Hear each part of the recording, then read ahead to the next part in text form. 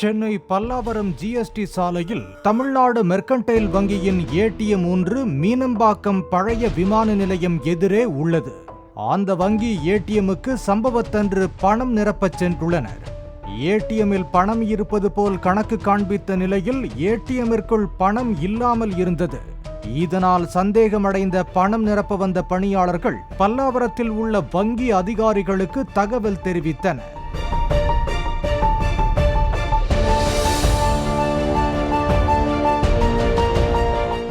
உடனடியாக வங்கி அதிகாரிகள் ஏடிஎம்மில் கணக்கு பதிவுகளை ஆய்வு செய்த போதும் பணம் இருப்பது போல்தான் காண்பித்தது.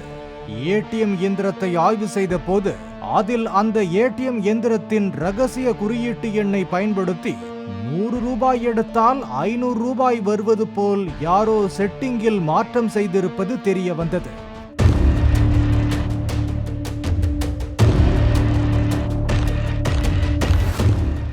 உடனடியாக சிசிடிவி கேமராக்களை ஆய்வு செய்ததில் 5, 6ஆம் தேதிகளில் ஏடிஎம்மிற்கு வந்த மர்ம நபர்கள் செட்டிங்கில் மாற்றம் செய்து நூதன முறையில் 6 லட்சம் ரூபாய் வரை பணத்தை கொள்ளையடித்து சென்றது தெரிய வந்தது.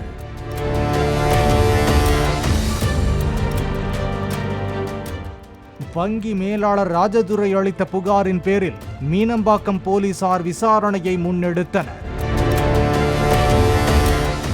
இதேபோல காஞ்சிபுரம் படப்பை பிரதான சாலையில் அமைந்துள்ள சவுத் இண்டியன் வங்கி ஏடிஎம்மிலும் 13 லட்சம் ரூபாய் கொள்ளை போயிருப்பது கண்டுபிடிக்கப்பட்டது.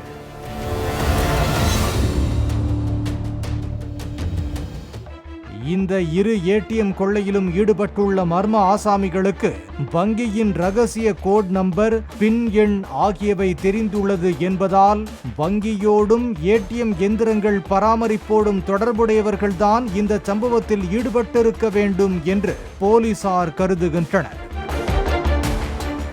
மேலும் இது சம்பந்தமாக பல தரப்பிடமும் தீவிர விசாரணை மேற்கொண்டு வருகின்றனர்.